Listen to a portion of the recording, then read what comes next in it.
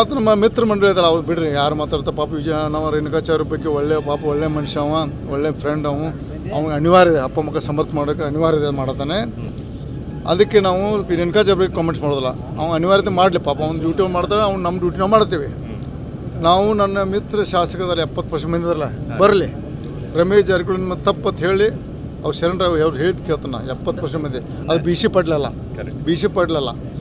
ಪಾಟೀಲ್ ಬಗ್ಗೆ no comments. B C Patil ಮಾತಾಡಲಿ. ರೇಣುಕಾಚಾರ್ಯ ಬಗ್ಗೆ ಪಾಪ ನನ್ನ ಫ್ರೆಂಡ್ ಅವನ ಬಗ್ಗೆನೂ ಮಾತಾಡಿ ನಂಗೆ ಗೌರವ ಇದೆ. ಬಿ ಸಿ ಪಾಟೀಲ್ಗೆ ಮಾತಾಡಿದ್ರ ಆ 70% ಮಂದಿ ಹೆಸರು ಕೊಡ್ತಾನೆ.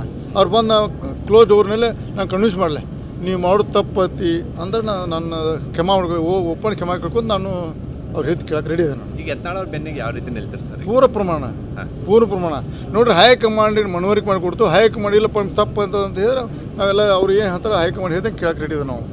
ನಾವು ವಫ್ ಹೋರಾಟ ಇಡೀ ದೇಶಕ್ಕೆ ಮಾರಕದು, ರಾಜ್ಯಕ್ಕಲ್ಲ. ಅದನ್ನು ನಮ್ಮ ವಿಜೇಂದ್ರ ಸಾಹೇಬರು ಮನ್ಯಾಗ ಕೂತರು. 2 ಸಲ ಪ್ರತಿಭಟನೆಗೆ ಟೈಮ್ ಕೊಟ್ಟರು. ನೀವೇ ನೋಡಿ ದಿಲ್ಲಿಗೆ ಹೋದ, ಒಂದ್ಸಲ ಇಲ್ಲಿ ಶಿವಮೊಗ್ಗ ಹೋದ. ಅವ್ನು ಸೀರಿಯಸ್ ಇಲ್ಲ. ಅವ್ನು ದಯವಿಟ್ಟು ಮಣ್ಣಿ ಮಾಡ್ಕೋತೀನಿ. ಅವ್ನಿಗೆ ನೀಗೋದಿಲ್ಲ. ರಾಜ್ಯದಾಗ ಬೇರೆ ಕೊಡೋದು ಒಳ್ಳೆಯದು. ಯಾಕಂದ್ರೆ ಯಡಿಯೂರಪ್ಪರು ಹುಟ್ಟು ಹೋರಾಟಗಾರ, ಅವ್ರ ಧೂಳು ಸಹಿತ ಆಗೋದಿಲ್ಲ ವಿಜೇಂದ್ರ. ಅವಂಗೆ ಅದು ಹೊಂದೋದಿಲ್ಲ.